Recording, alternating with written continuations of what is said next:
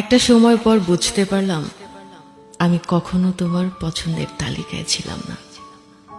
পছন্দের পোশাক, পছন্দের খাবার কিংবা পছন্দের বইয়ের মতো কোনো কিছুই ছিলাম না যার প্রয়োজন দিনে অন্তত একবার হলেও অনুভব করবে।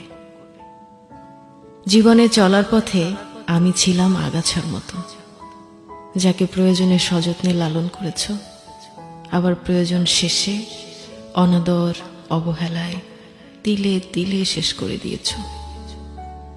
আমি ছিলাম তোমার দুঃসময়ের বন্ধু, তাই সুখের দেখা পেয়ে আমায় দূরে ঠেলে দিয়েছ।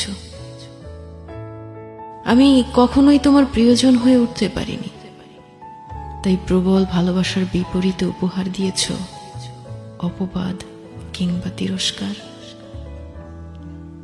মাঘের শীতের কনকনে ঠান্ডায় বুকের বাঁ পাশে বড় উষ্ণতায় লুকিয়ে রাখার বদলে উপহার দিয়েছ নির্ঘুম রাত।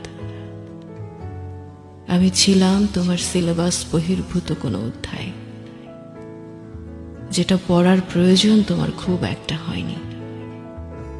আমি ছিলাম তোমার হুটহাট হয়ে যাওয়া কোনো বদভ্যেস, তাই সময়ের তাগিদে তুমি আমাকেই সহজে বদলে ফেলেছ।